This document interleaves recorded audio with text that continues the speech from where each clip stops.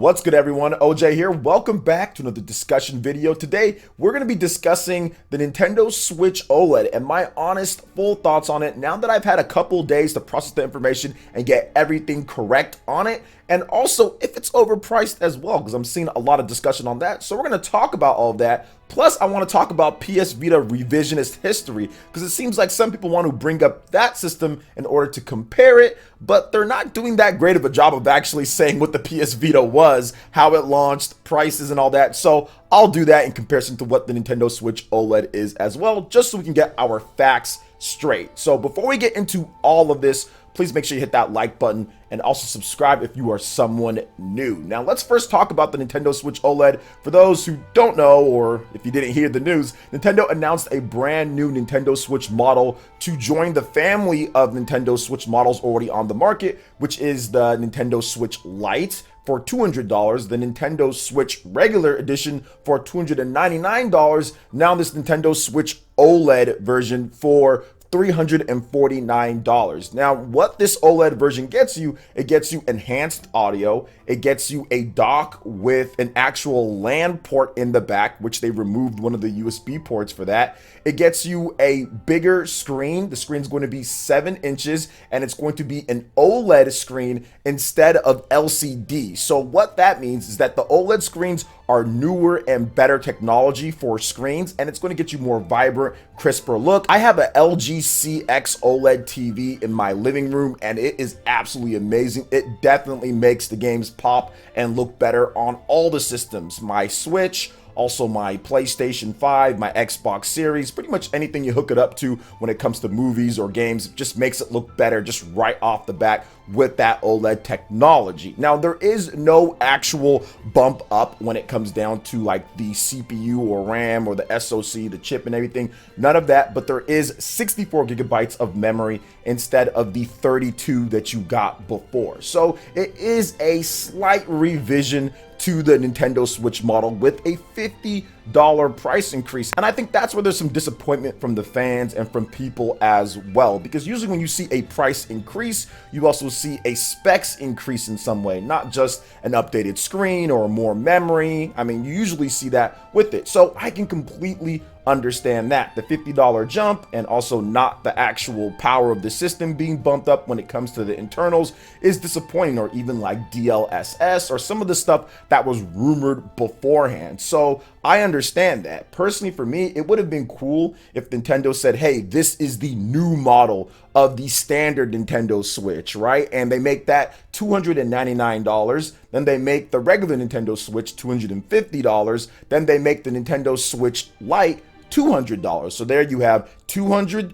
$250, and $300 all right there. It's more symmetrical with it. People don't have to say, okay, well, you're charging more and we're not actually getting a power bump. It's just replacing what we already had and giving a price drop on the current best-selling model of the regular Nintendo Switch. So that would have been really cool if they did that. So from a consumer side, I wish they would have done that. Now, looking at it from Nintendo's side, the business side, they're looking at their sales numbers and they're looking at a spreadsheet and it's saying, well, we've sold the best worldwide for like the past, 2 years or something like that. I think they have a 30-month streak when it comes to the MPD sales. They completely own Japan when it comes down to it. And Microsoft and Sony are just having trouble producing enough consoles to sell more. So Nintendo Switch is just kind of dominating right now when it comes down to it. So they're looking at it like, we don't really need to drop the price of anything because our current Nintendo Switch $300 model is already doing really well.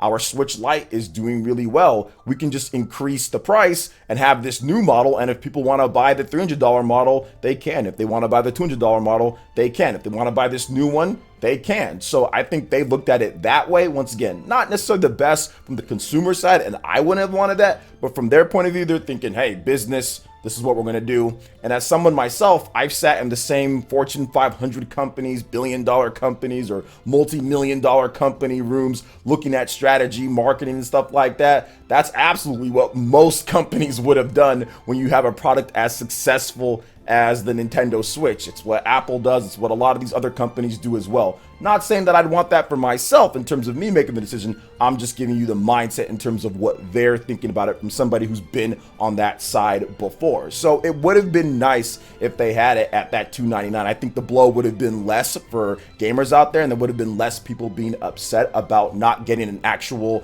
DLSS or 4K if they did that. But for those who do like it, it is there and it is an option. And if you don't like it, you don't have to buy it. Nobody's forcing you to do anything when it comes down to it. I just personally would have liked to seen it at those prices, and then maybe later you introduce another model. But that's interesting because I wanted to get into talking about that, because where does that leave the Nintendo Switch Pro, if there is a Nintendo Switch Pro? There's been theories floating around that I've seen from Digital Foundry, Nate, from other people as well, saying that there could be two of the upgraded models. You have this one right here, and then you also have a beefier upgraded model to extend the life of the Nintendo Switch for another year or two after what you would think would be the end of the system. So maybe there's an option there. Or what they do is you just wait. If this system continues selling, you just wait and wait and wait, and then you make that true next-gen successor to the Nintendo Switch, that true Switch 2. So there's also that as well. So Nintendo has some options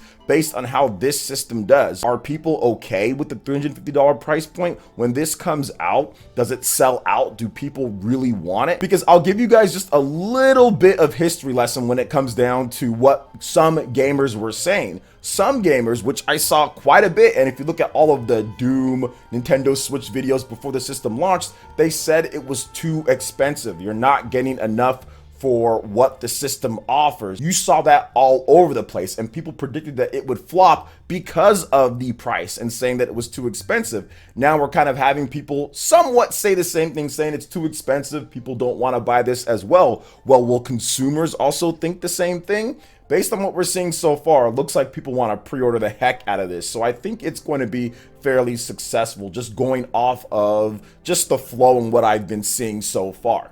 But let's talk about this in comparison, because I've been also seeing some people try to compare it to the PlayStation Vita. Now, this is a silly type of comparison. Once again, I actually don't necessarily disagree with people who say that maybe it's priced a bit too much, or they wish that it was this or that. That's no problem. What I have an issue with is revising the history of the PlayStation Vita in order to try to aid your argument. So giving people wrong information about the PlayStation Vita because it came out pretty much like a decade ago or something like that. Like, people forget what happened, so you just make up stuff or you leave out information in order to try to make your point. And that's where I'm going to step in and say, okay, guys, this is what actually happened. I was covering the PlayStation Vita when it came out, and I know how to use Google too. So we're going to go ahead and use Google, and we're going to look at exactly what the PlayStation Vita is, because people are saying, oh, well, the OLED tech, you know, it's nothing big. It's like they've done it before and it was cheaper with the PlayStation Vita. Well, the problem with the PlayStation Vita is that when it launched, okay, the PlayStation Vita was $249, so $250 for the regular model.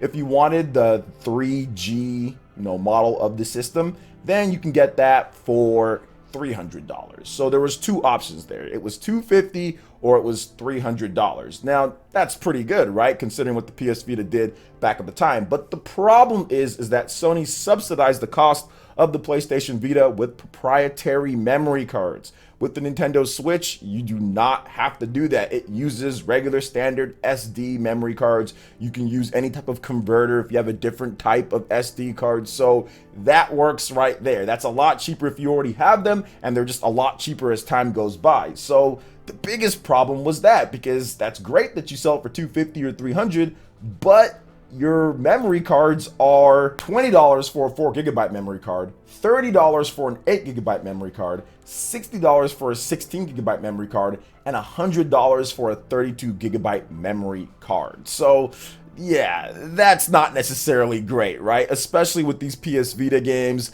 and you're going to have to use it for your save data and stuff like that. Plus, on top of that, the system didn't come with 32GB of onboard memory like the regular Nintendo Switch did, and this one comes with 64GB of memory. So when you actually start looking up the data and comparing it, it's actually not a good comparison at all, especially if you factor in inflation. It's a horrible comparison. But on top of that, the PS Vita also didn't dock to the TV in any type of way. Now, the PS PSP, you could hook up some cables and get it going on the TV. I'm pretty sure you can hack your PS Vita or do something to make it work on the TV, but it was not as easy as the PSP was, and there wasn't any logical solution that you can just go get in stores in order for that to be done. Now, if you also wanted to get it, because remember the Nintendo Switch OLED comes with a dock, you can hook it up to your TV and everything. If you wanted to play PS Vita games on your TV, you had to buy a separate device for $100 called the PS Vita TV.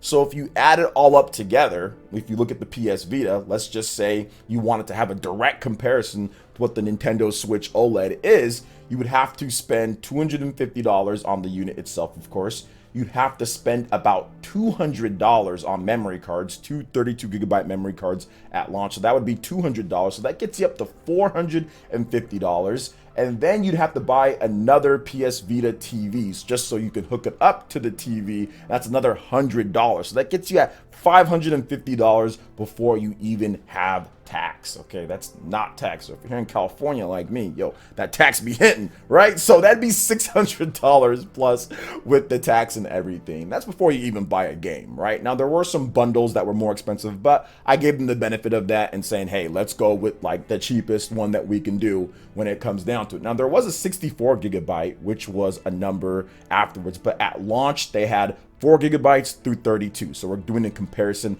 at launch because people were trying to compare the PS Vita when it launched to the Nintendo Switch OLED. Once again, I'm not against people who want to talk about the price, saying that it's too expensive or it's overpriced or whatever the case is. I agree to some extent when it comes down to it. You know, I agree when it comes to some of these things could have already been in there. It would have been nice if it was a $300 unit and it just replaced what we already had. That would have been fantastic.